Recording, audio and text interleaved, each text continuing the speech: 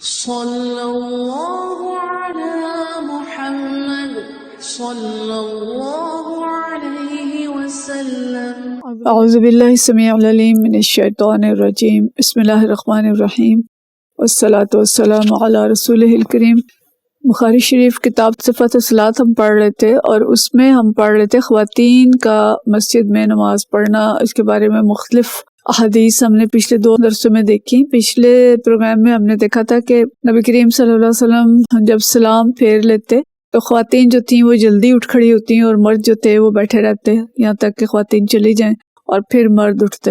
اور دوسرا ہم نے یہ دیکھا تھا کہ خواتین جو تھیں فجر کی نماز میں بھی شامل ہوتی تھیں، فجر کے اندھیرے میں بھی مسجد آتی تھیں، اور اس طرح آتی تھیں کہ وہ اپنی چادروں کے اندر لپٹی ہوئی ہوتی تھی۔ اور اس کی روشنی میں ہم نے دیکھا تھا کہ خواتین کی ذمہ داریاں کیا تھیں کہ وہ اپنے حیا اور پردے کا خیال رکھیں، اور مردوں کی ذمہ داریاں کیا تھیں کہ ان کو وہ ماحول مہیا کریں کہ جس میں وہ اچھی طرح سے دین پہ عمل کر سکیں، اور امن اور حقیقی آزادی جو ہے وہ خواتین کو میسر تھی۔ آج اسی باب کی اگلی حدیث ہم پڑھیں گے، اور یہ حدیث ہے 830۔ حضرت عبداللہ بن ابی قتادہ الانصاری رضی اللہ تعالیٰ عنہ سے روایت ہے، اور اپنے والد حضرت ابو قتادہ سے روایت کرتے ہیں۔ عن ابی قال قال رسول اللہ صلی اللہ علیہ وسلم، کہتے ہیں کہ رسول اللہ صلی اللہ علیہ وسلم نے فرمایا، انی لاقوم الی الصلاۃ، میں نماز کے لیے کھڑا ہوتا ہوں، وانا اريد ان اطول فیہا، میرا دل چاہتا ہے کہ اس کو میں لمبا پڑھوں، لمبا کروں۔ فاسمع بکاء الصبی، پھر میں کسی بچے کے رونے کی آواز سنتا ہوں۔ فاتجوز فی صلاتی، پھر میں اپنی نماز کو مختصر کر دیتا ہوں۔ کراہیۃ ان اشق علی امہ، اس خیال سے کہ اس کی ماں کو تکلیف نہ ہو۔ یہ حدیث ہم پیچھے پڑھ چکے ہیں، اور اس کی ہم وضاحت بھی پیچھے کر چکے ہیں کہ نبی کریم صلی اللہ علیہ وسلم کس طرح سے لطیف احساسات بھی رکھتے تھے، ماؤں کا، خواتین کا ان کو کتنا خیال تھا کہ ان کی وجہ سے آپ صلی اللہ علیہ وسلم نماز مختصر کر دیتے تھے کہ کسی ماں کا بچہ روئے گا تو اس کو تکلیف ہوگی۔ تو مختلف پہلو اس کے ہم نے دیکھے تھے، لیکن یہاں پہ یہ حدیث لائی گئی اس ضمن میں کہ خواتین مسجد میں آ سکتی ہیں اور انہیں اس چیز کی اجازت ہے۔ امام بخاری نے جو یہ باب لگایا۔ اب ہم اگلے اس پہ جاتے ہیں، حدیث پہ 831 حدیث، اور یہ حدیث جو ہے حضرت عمرہ رضی اللہ تعالیٰ عنہ سے روایت ہے۔ ان عمرہ فرماتی ہیں، عن عائشہ رضی اللہ تعالیٰ عنہ، حضرت عائشہ رضی اللہ تعالیٰ عنہ سے وہ روایت کرتی ہیں، قالت لو ادرک رسول اللہ صلی اللہ علیہ وسلم، اگر رسول اللہ صلی اللہ علیہ وسلم جان لیتے، دیکھ لیتے، ما احدث النساء، کہ جو کچھ عورتیں آج کل کر رہی ہیں، یا جو انہوں نے جو حالات اس وقت کے ہیں، لمنعہن کما منعت نساء بنی اسرائیل، کہ آپ صلی اللہ علیہ وسلم عورتوں کو اسی طرح مساجد میں آنے سے روک دیتے جس طرح بنی اسرائیل کی عورتوں کو روک دیا گیا تھا۔ اور کہتے ہیں قلت لعمرہ، جنہوں نے حضرت عمرہ سے روایت کی ہے، یحییٰ بن سعید ہے، یحییٰ بن سعید کہتے ہیں کہ میں نے حضرت عمرہ سے پوچھا، آوا منعنا، کیا انہیں منع کر دیا گیا تھا؟ قالت نعم، تو انہوں نے کہا ہاں منع کر دیا گیا تھا۔ مطلب کیا ہے کہ یہ دور ظاہر بہت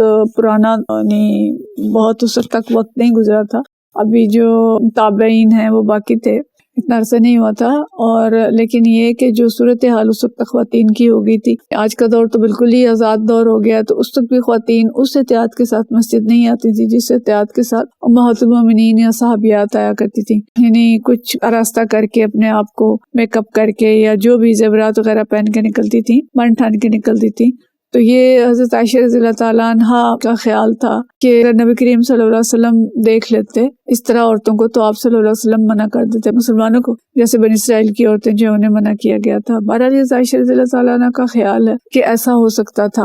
لیکن نبی کریم صلی اللہ علیہ وسلم نے اجازت دی تھی۔ لیکن یہاں سے ہمیں پتہ کیا چلتا ہے کہ بنی اسرائیل کی جو عورتیں تھیں، انہوں نے ان حدود اور قیود کا خیال نہ رکھا جو اللہ تعالیٰ نے ان پر عائد کی تھیں۔ جیسے ہمیں بھی، مسلمانوں کو بھی یہی کہا گیا نا کہ خواتین جو ہیں اپنے گھروں میں ٹک کے بیٹھیں، اور اگر باہر نکلنا ہے زیب و زینت کے ساتھ نہ نکلیں، بلکہ حجاب کر کے، پردہ کر کے نکلیں اور سادگی سے نکلیں۔ لیکن اگر عورتیں بن ٹھن کے سچ سنور کے نکلیں گی اور پردہ بھی نہیں کریں گی تو ظاہر ہے وہ ایک فتنہ ہوگا، اور مردوں کے لیے بھی، اور خود خواتین کے لیے بھی، اور خاندانوں کے لیے بھی، جیسے آج ہم دیکھ رہے ہیں کہ خاندان انتہائی ٹوٹ پھوٹ کا شکار ہیں۔ تو حضرت عائشہ رضی اللہ تعالیٰ عنہ کا خیال یہ تھا کہ بنی اسرائیل کی خواتین نے ان حدود و قیود کا خیال نہ رکھا، تو بالآخر بنی اسرائیل کی عورتوں کو مسجد جانے سے یا عبادت گاہوں میں جانے سے منع کر دیا گیا تھا۔ تو اس حدیث سے استدلال کرتے ہوئے حنفیہ، مالکیہ اور حنابلہ تینوں کے نزدیک عورتوں کا نمازوں کے لیے مسجد جانا ناپسندیدہ ہے،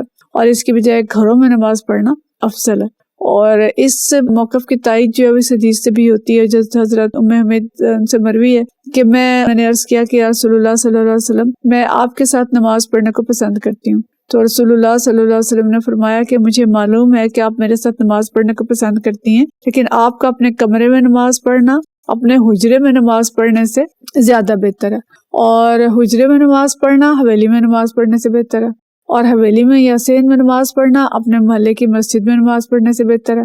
اور محلے کی مسجد میں نماز پڑھنا میری مسجد یعنی مسجد نبوی میں نماز پڑھنے سے بہتر ہے۔ تو چنانچہ جو ام حمید تھی اپنے گھر کے لیے انہوں نے اپنے لیے اپنے گھر کا جو آخری حصہ تھا تاریخ حصے میں نماز کی جگہ بنوائی، اور وہ اسی جگہ نماز پڑھتی تھی یہاں تک کہ وہ اللہ تعالیٰ سے جا ملی۔ مطلب یہ ہے کہ یہ جو حدیث ہے مسند احمد کی ہے، ہمیں اس سے یہ پتہ چلتا ہے کہ عورت کی بہترین نماز وہ ہے جو گھر کی کسی پچھلی کوٹھڑی میں یعنی بالکل پردے کے اندر پڑھے۔ لیکن فقہاء شافعیہ جو ہیں ان کے نزدیک یہ ہے کہ عورت اگر مسجد نماز پڑھنے کا ارادہ رکھتی ہو تو وہ پڑھ سکتی ہے، لیکن یہ کہ جوان عورتوں کی بجائے یہ بوڑھی عورتوں کے لیے یعنی جوان عورتوں کے لیے مکروہ ہے کہ وہ مسجد جائیں، لیکن بوڑھی عورتیں جا سکتی ہیں۔ لیکن بہرحال نبی کریم صلی اللہ علیہ وسلم نے اجازت دی ہے اور فرمایا ہے کہ نہ روکو۔ آگے ہم میرے خیال یہ حدیث دوبارہ بھی پڑھیں گے۔ پسندیدہ نماز وہ ہے کہ جو گھر کے بھی پچھلے کونے میں پڑھی جائے لیکن مسجد جانے سے روکا نہیں گیا۔ تو یہ دونوں چیزوں کو ہمیں سمجھنا چاہیے کہ اللہ تعالیٰ کی جو رضا ہے وہ کس چیز میں ہے،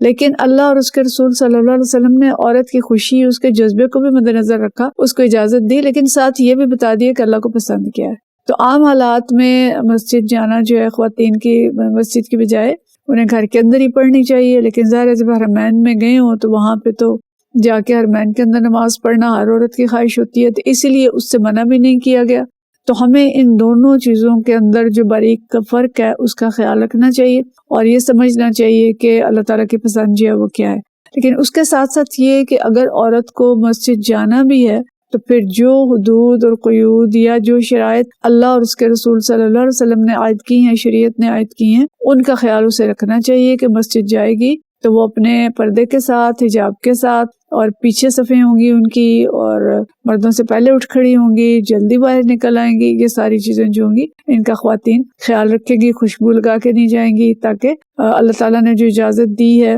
وہ بھی پوری ہو جائے اور شوق جو عورت کا وہ بھی پورا ہو جائے اور اس سے کوئی فتنہ جو ہے وہ بھی پیدا نہ ہو۔ وآخر دعوانا الحمدللہ رب العالمین۔